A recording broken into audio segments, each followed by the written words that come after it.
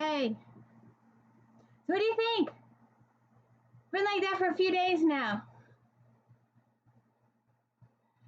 So hey, welcome to the D. Louis series. Welcome, Bereno, welcome. Change boxes, change wires, change this, change that, still that. So welcome to the D. Louis series. It's Friday, that means it's Star Trek Friday. Please hit the like and subscribe. Let me know I'm doing a good job. No special effects here. Just talking Star Trek, watching Star Trek. See how it goes.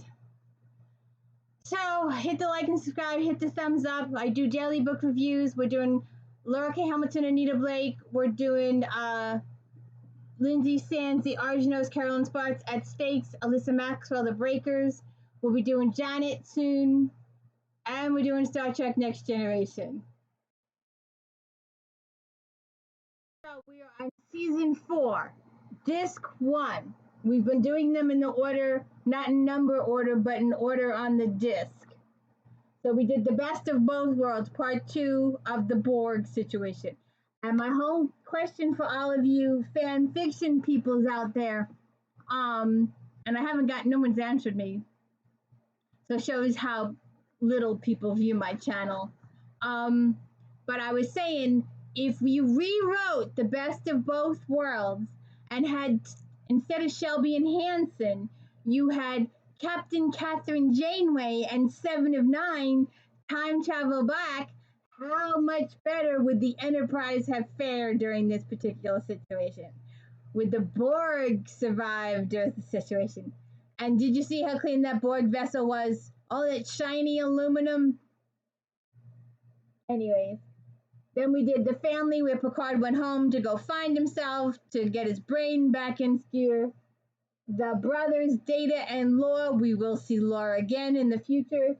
And today's episode, Suddenly Human. The episode starts off with a voiceover from Picard. We have moved into Sector 21947 in response to a distress call from a Talarian observation craft. The alien vessel appears adrift, and our initial scans have detected a life-threatening radiation leak within its propulsion system. And we open up on the bridge. Picard, Troy, and Riker in the command chest. Data at Ops Worf at Technical, Wesley at Con. Worf says, I get no further response from the vessel. I would like you to know that clock doesn't tell time. It only chimes. It's been 10 a.m. for about 5 years now. What? Come here. Come here, Smoke. Come here. Smokey. My cat's here. I know you know that in previous videos I was talking about my cat, my 18-year-old boy that had seizures and epilepsy and died quite suddenly. So we're going through some stuff, and then I had a relative pass away, so it's been a week. She's not set up to be an emotional support cat. She's I will let you hold me when I want to be held. I will let you pet me when I want to be petted, and I will come to you when I want to. And most of the videos, she's sitting on the other side of the screen watching me. So anyways, Picard says maintain an open channel. Riker says Dr. Crusher and her assistants are waiting in transporter room 3. Data says, may I remind you, sir, that Galen border conflicts, a common tactic of Talarians, was to abandon their observation crag, rig them to self-destruct. Picard, and issue a distress call. Yes, Mr. Data, I know. You're still here. You just didn't want me to hold you. You wanted me to pay attention to you, but you didn't want me to do it in front of the TV. See? The girl's got her motives. Would you stop? If you want me to pay attention to you, you're going to have to come up in my lap. No? Okay. Data says that particular guerrilla maneuver resulted in 219 fatalities over a 3-day death period. Riker says, Data, is there any way to detect the self-destruct device? Data says negative, so the Talarians employ a subspace proximity detonator. It would not be detectable to our scans. Oops. Okay. So, Worf says the Talarian ship Aquamera is responding to the distress call. Position, Worf says halfway through the wooden sector. Wesley says it'll take them hours to get here, sir, even at maximum warp. Picard says, Counselor, Troy says there is life on board, but it's fading. Number 1, assemble the rest of your away team, prepare for immediate rescue operations. Riker says, yes, sir.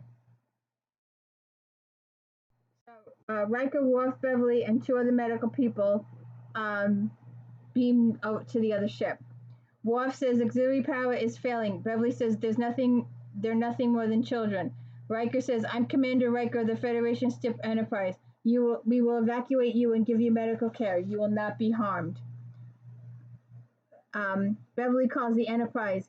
5 Talarian males transported immediately to sickbay. Trauma team stand by to receive injured. We have radiation burns and possible respiratory distress.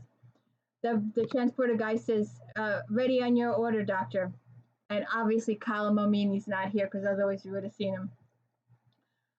Beverly says, stand by for my order. Riker says, Captain, this appears to be a basic training ship. 5 boys, all teens, all wearing uniforms. Picard says, proceed with evacuation number 1. Worf says, no other life signs on board. Beverly says, come quickly. Riker says, what? One of the kids is human. You know, the whole time, I'm like, I know him. Dr. Quinn, medicine woman. Check it out, Chad Allen. So then we start back in sickbay. Picard's log supplemental. We have completed emergency evacuation of the 4 Talarians and the 1 human. How this young man found himself in the custody of aliens remains a mystery. Beverly says, it's Jonah, right? Is that what I heard them call you? I'm Dr. Crusher. I'm examining you for radiation injuries. It won't hurt. I have a son not much older than you. Maybe you'd like to meet him. Well, Jonah, you seem to have escaped radiation damage. Pretty lucky. How did this happen? Beverly, what is this? Troy, they are terrified. The kids start to hum, scream. Picard and Riker enter. Beverly approaches them. Beverly, they all just started up, Captain. Please may I have your attention? Repeats. Please may I have your attention? Picard keeps saying that. When they stop, Picard's like, well, that's better now. What's your name, young man? He won't talk, Captain. We haven't been able to get through to him. Jono says, Captain, I am Jono. Take me to my home, Captain. Take me to Endar. And I'm sitting here thinking, that wasn't the Ewok planet. Was it on Star Wars? I could have sworn there was an Endar in Star Wars someplace. Someone will have to let me know. Because the whole time every time they say Endar, I'm thinking Star Wars. Ewoks maybe, or maybe it was that creature with the thing. You have to let me know, but I could have sworn it was a Star Wars thing. Then Picard and Beverly go have a chit chat.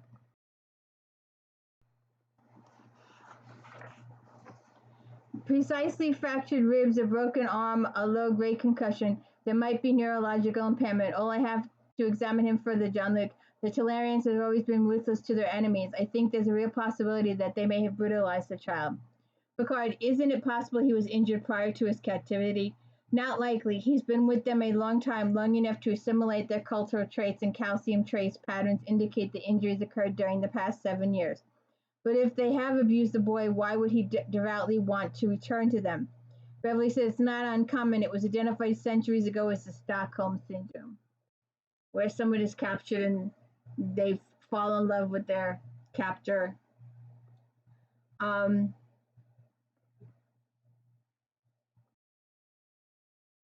Junior goes on the rampage. Trey's like, all I did was suggest you take his gloves off. Suddenly he went out of control. Beverly calls security to sickbay. Worf's calm voice acknowledged. Picard says, Juno, she won't leave me alone. She keeps trying to dissect me. Picard, she was trying to help you. Juno, I don't want her help. All I want to be is with my brothers. Send us back to Captain Endar.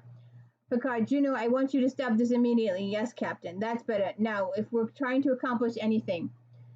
Data interrupts. Data says, we have received a sub-bay communication from Starfleet Command regarding the human, sir. Picard says, very well. Dr. Counselor, join me. Beverly says, Worf, escort this man to his quarters. He's to be confined there until further notice. Worf says, yes, Doctor. So Worf takes him to his quarters. Juno, why are you here, Klingon, with them? Did they capture you too? Worf says, they are not my captors, they are my comrades. Juno says, why do you take orders from a female? Worf says, Dr. Crusher, she is my superior officer. Juno says, among my people, a female could never outrank a man. Worf says, you are human, and among humans, females can achieve anything males can. Juno says, I am no more human than you are. I am Talarian. Worf says, you are confused. And he starts with that wailing again. And Worf is like, stop that. And Juno says, I will make the Bernard the morning until I am back with my brothers. If they scream like that for hours, do you think they get sore throats? It was just a thought. And they're in the observation rod. Picard, Riker, Beverly, Troy, and Data. Data, by matching DNA gene type, Starfleet was able to identify the young man as Jeremiah Rasa. Riker says, Rasa? Picard says, as an Admiral Rasa, Data? Yes, she is his grandmother. Captain, he was born 14 years ago on the Federation colony Galen 4. His parents, Connor and Moira Rosa, were killed in a border skirmish 3 years, 9 months later when the colony was overrun by Talarian forces. Picard says, I remember, there were no survivors. Data says the boy was listed as missing and presumed dead. Riker said, I knew another one of the Rosas who was killed in action at the Krasner outpost. Picard says tragedy seems to follow that family. The Admiral had lost both her sons. Well, now she'll have something to celebrate. Captain, if Jeremiah was returned to his family in this present condition, it will be a wrenching experience for everyone, especially for him. He needs to rediscover his identity. He has to make some connection with his roots. Picard says, I agree. What do you do what you can to accomplish that, Counselor? Troy's like, no. You. And he's like, huh? Troy is right, Beverly said. It's very clear that the boy does not respond well to women. Data says the Talarians are a rigidly patriarchal society. Jeremiah needs to build a relationship with a man, a father figure with whom he can explore his origins, and I think it should be you, Captain. Picard's like, no. I don't think so. He needs someone who is trained in these matters. Troy says you are the only person with whom he has shown any connection. If Jeremiah is to find his humanity, then you are the only one who can help him. It's up to you, Captain. So then Picard goes to Juno's quarters. And he's doing that. Like I said, you think after a few hours he'd get sore throats. Picard says, why do you make that noise? Juno says, it is the custom of my people when they are in distress. Picard said, it's not the custom of your people to listen to the wishes of their captain. He says, yes. Then Picard says, stop. As the captain of the Starship Enterprise, I ask you not to make that sound. But Jonah's like, yes, sir. Good. Well, now that we've cleared that up, let's get acquainted, shall we? What do you think of your room? I know it's a bit sterile, but if there's anything you like, pictures perhaps, or games. Jonah says, this is a cage. I am your captor. Picard says, oh, no, not at all. I thought you would be comfortable here. Jonah says, are you going to return me to my captain? Picard says, we will rendezvous with the warship Cormier at 0740. We are preparing to transfer the Talarians to Captain Endar, including me. We will discuss your situation with Captain Endar. Jonah says, I don't like this place. Picard says, we could find some other quarters. Jonah says, I've always lived with my captain. Well, that won't work here. Well, it's revealed later that his captain is his father, so anyway. Picard takes him to his quarters.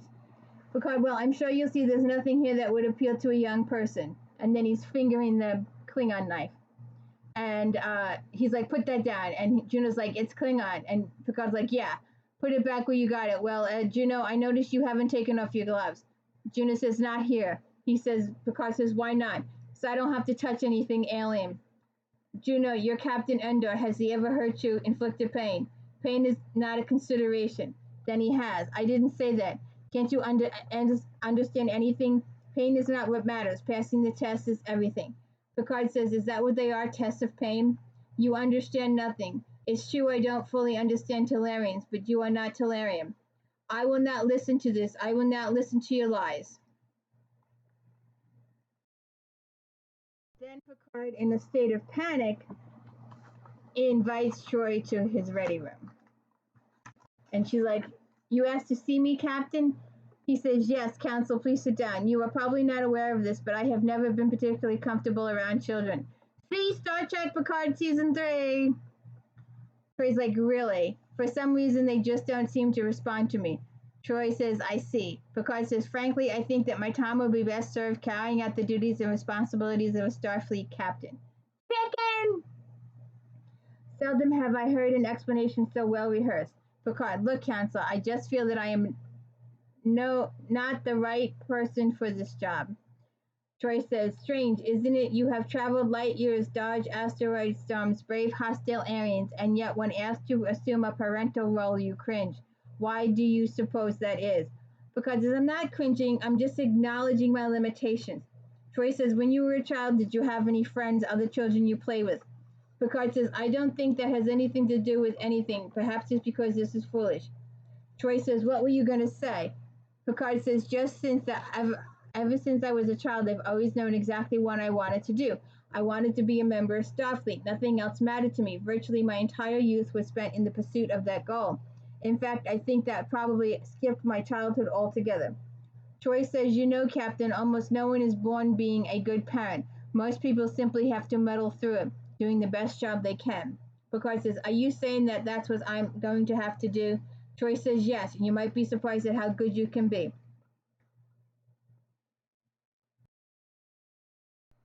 So Picard goes to his quarters, and there's this really loud music playing. Alba Ra, a contemporary Talarian musical form. Picard says, Juno, where are you? Juno says, here, you turned off my music. Picard says, yes, I certainly did, and I expected to stay turned off. Juno, would you come down from here? Picard says, I see you've made yourself at home. Juno says, I cannot rest on your beds, they hurt my back. Picard says, right, will you come here? There's something I want to show you. Picard shows them pictures. Those are Connor and Moira Rosa, your parents. That baby is you, Jeremiah Rosa. Jonah says, my name is Jonah. Picard says, you were born Jeremiah and Galen 4. Your colony was destroyed later during a border skirmish. Picard says, you know how to laugh once. Do you remember any of that? Your parents, your home. No, I know that Endor rescued me. He told me so. Juno said, your parents were killed by Talarians. Juno says it was war. Death is part of war. Riker says, Captain?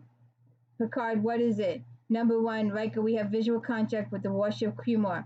Juno says, Endor. Picard says, you stay put. I'm on my way. Moira's voice, I can't leave you, Jeremiah. Go to the forest. And then he's going through some more stuff with his parents. So then Picard goes to the bridge. Picard says, status, Mr. Data. Data says, Cumor at station holding steady at 013. Mark 015, distance 506 kilometers. Picard says, are his weapon systems active? Picard, Data says, negative. Worf says, Endor requests an open channel.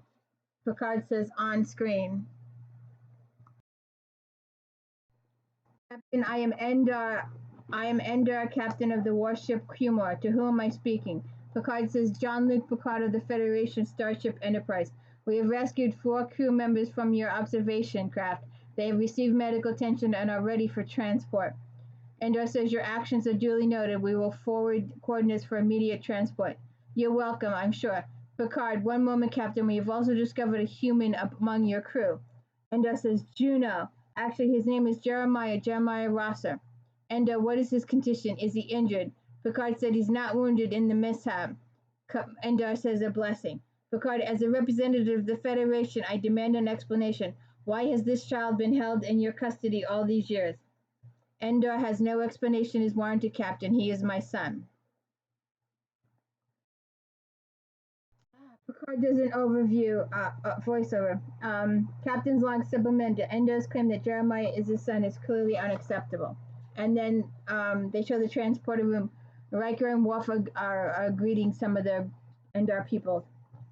Picard continues, however, to avoid escalating tensions, I have extended an invitation to the Talarian leader to come aboard the Enterprise so that we may address the issue face to face.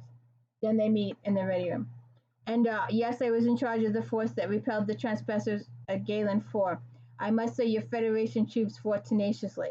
Picard said, among them Connor and Moira Rosser. I suppose after the battle I found this squalling child huddled by the body of a young woman, his mother. Presumably, there was no one left alive on Galen 4. Was I to leave him screaming over the body of his mother? Picard says you should have notified Federation authorities. To conceal him was a clear violation of the agreement. Endo says I took him in accordance with my people's traditions. What tradition is that empowered you to capture a helpless child?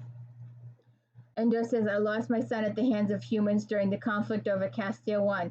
Talarian custom allows me to claim the son of the slain enemy.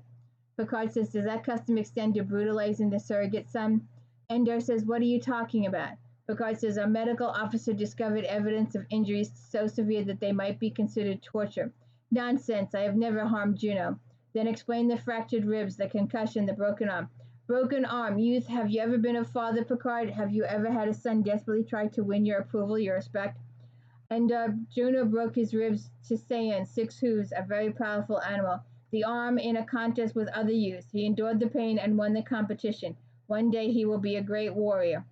Picard says, doesn't he deserve to become more than that? His heritage is human, Endor. Endor says, a heritage long forgotten. Picard says, well, on board you are welcome to supervise the return of your crew, but I cannot allow Jeremiah Rosa to be returned to your custody. His true family is waiting for him on Earth. Endor says, under no circumstances will I allow your ship to leave our territory. Picard says, I have already reported our position and the nature of this violation to Starfleet. Endo says, I have already called our reserve forces into the sector. Picard says, are you saying you'd be willing to go to war over the boy? And Endo says, would you not over your son? Picard says, we have been peace for years. Let us not rush headlong into war. Then Endo says, then help me to avoid it. You allow me to see Juno. It is clear to you I have been a good father. He has grown up happy in my keeping. Okay, so then they're in Beverly's office. Picard says, so you think it would be unwise to let Undar see Juno? Beverly says, I think it might be dangerous. Abusers can have subtle but powerful influence over their victims. Picard says, you see, I'm not convinced the boy has been abused, Doctor. I have talked with the father, and if I am any judge of character, I would say that he cares deeply for the boy's welfare.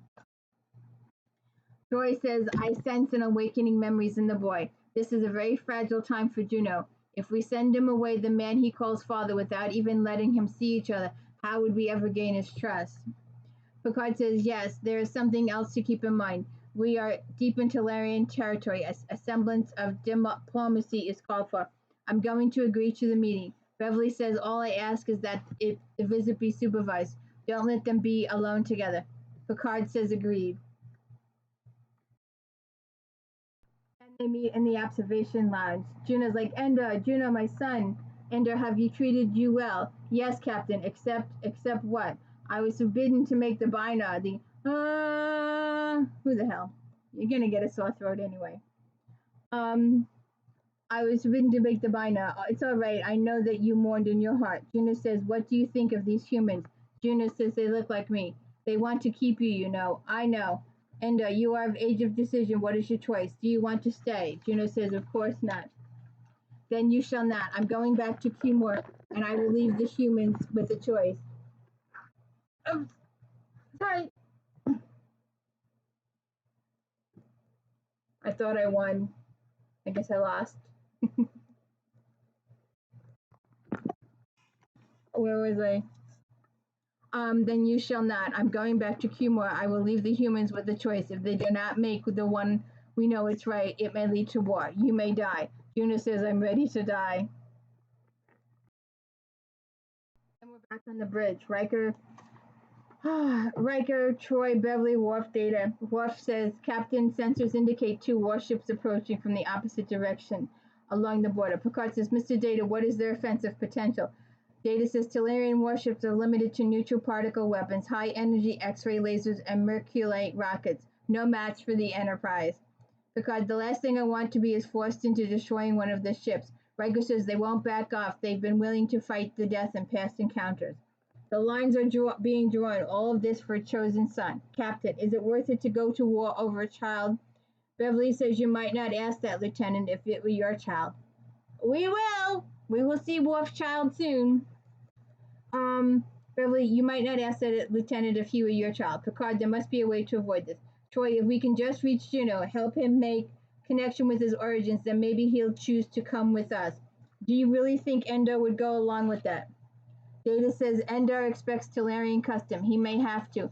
According to their tradition, a male child of 14 has reached the age of decision. They undergo a ceremony initiation, and after that they have freedom to make their own choices.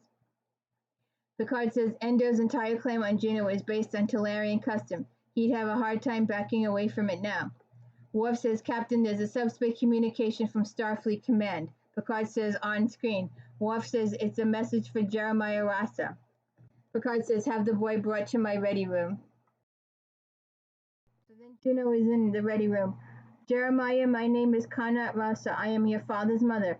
I wish we could talk in person, but that will have to wait. When I heard the miracle that you were alive, I wanted to reach out to you as soon as possible. I find myself wondering what you look like, and all I can do is imagine your father at your age. You come from a family that would make you proud. Many of them have given their lives to bring peace to the galaxy.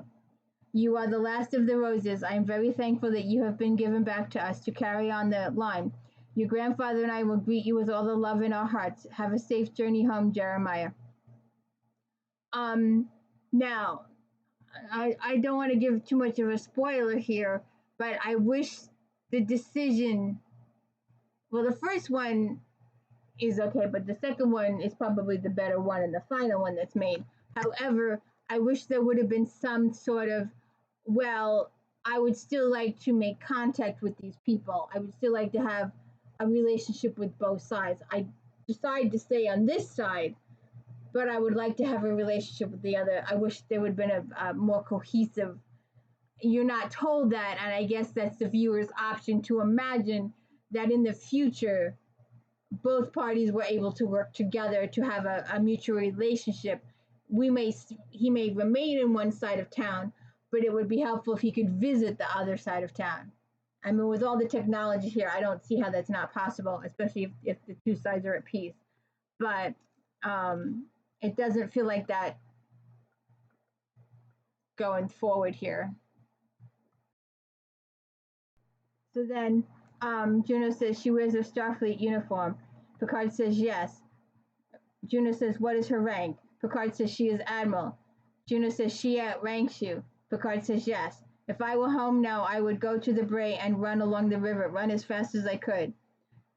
Juno says, I can't do any of those things that calm me here. You won't let me have my music. You won't let me make the bana. If I have to hold much longer, I will die. Picard says, Juno, let me show you what I do when I get those feelings. Now, I would like to point out that he could have used the holodeck and put up a forest or a meadow or something. There are those places on Earth where he could run along the river banks and all that kind of stuff. But Picard takes him to play racquetball. So, and he teaches him to do that, to play racquetball. And then the sounding of the pings triggers memories of his parents and the day they died.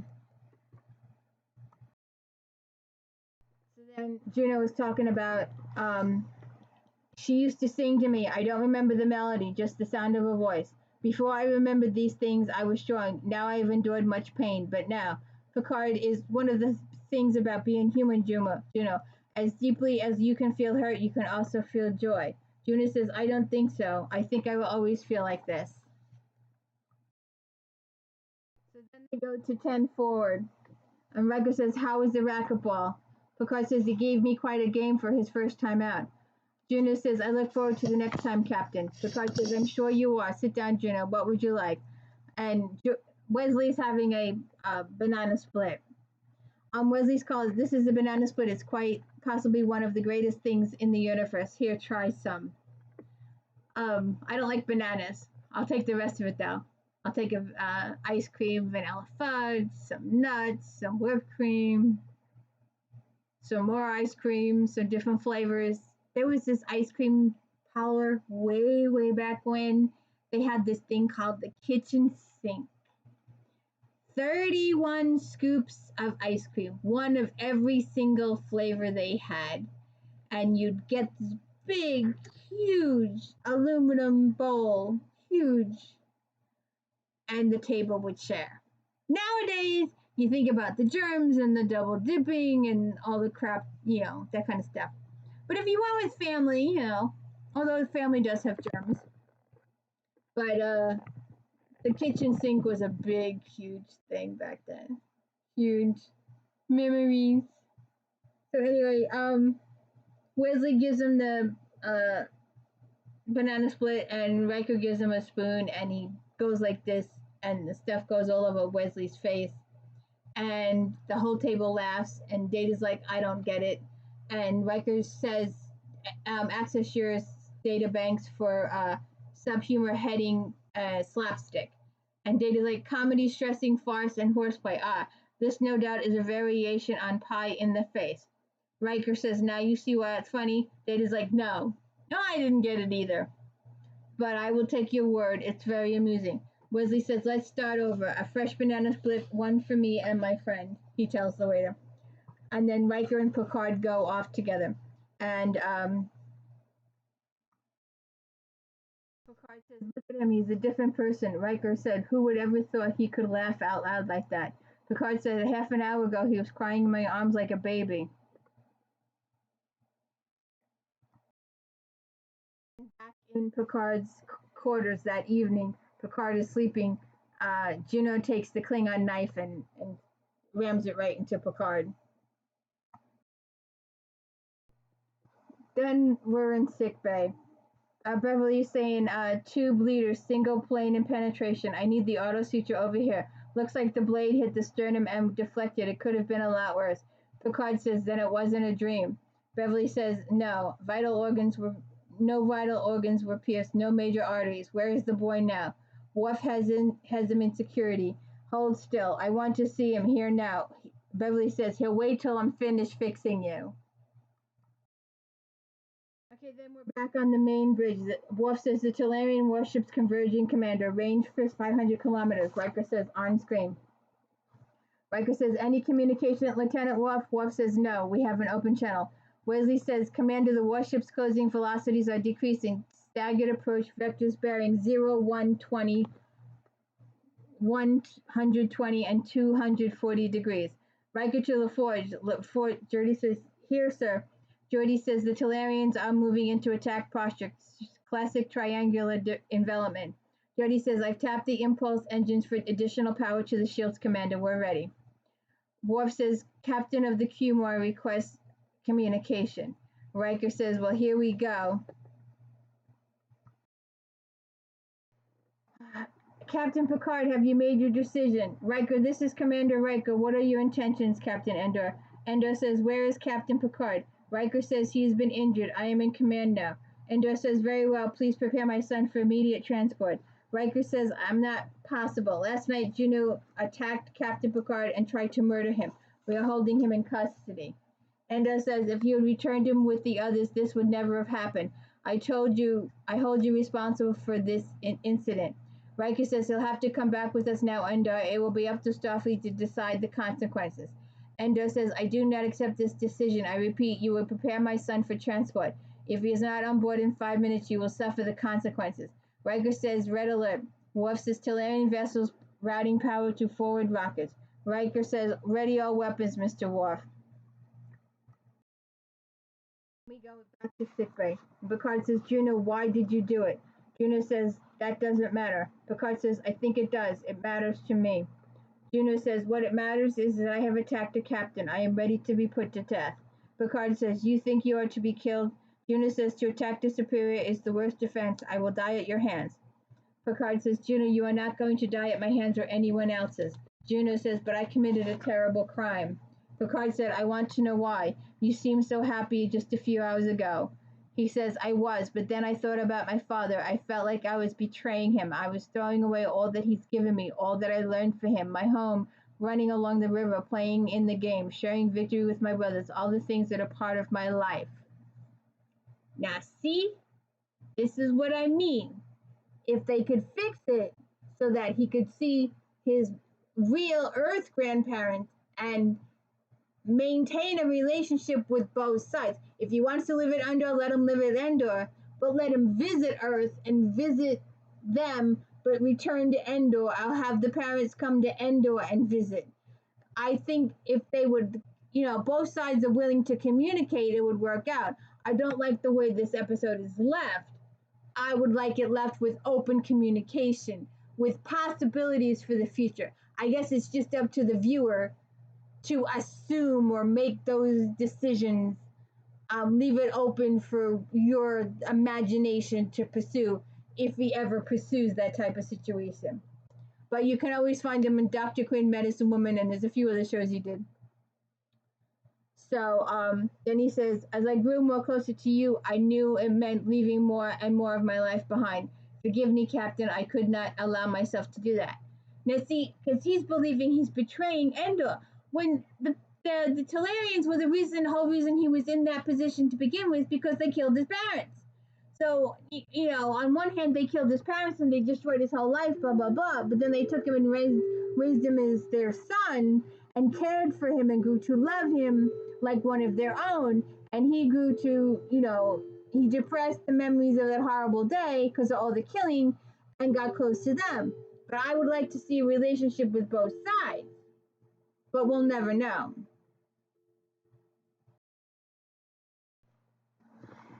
So then they go to the bridge. And Worf says Quamar is requesting communication on a secure channel, Commander. Riker says on screen. Endor says, Commander Riker, you failed to transport my son aboard the Cumar. Riker says, our position has not changed. We are returning him to Starfleet. Endor says, I regret your stubbornness. Much will be lost. Picard comes out. Now, 5 minutes ago, he was in sick bay, and he's already in his uniform and presentable to the enemy, and he just had surgery. Captain Endor, last night Juno attacked me with a dagger, which he would not have done had he been returned to me with the others.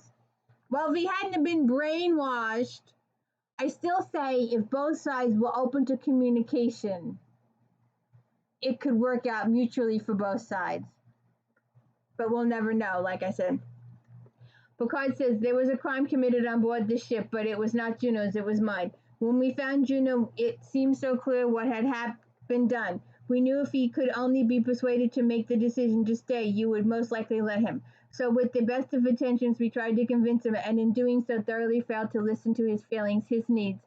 That was the crime, and it must be taken a huge toll on strong and noble young man. It must be rectified. Juno will return home to the only home he has ever known, to the father he loves, to you, Endor. Endor says, thank you. Picard says, please transmit coordinates for his immediate transport. Picard says, goodbye, Juno, and Juno takes off his glove and says goodbye to the captain. So that is the end of Suddenly Human. I hope you enjoyed this recap. It wasn't some of the I think I liked the Borg episode better. I had so much more to complain about. So finish this one of season 4, the best of both worlds, family, brothers, and Suddenly Human. So please check out those videos, and please hit the like and subscribe. Oh, hey, look! I just wanted to point out we still don't have cable. It's been 3 days. And next week we will be doing episodes in order. Remember Me, Legacy, Reunion, Future Imperfect. So please stay tuned and please hit like and subscribe. And please check back and see if I have cable again. Have a good one.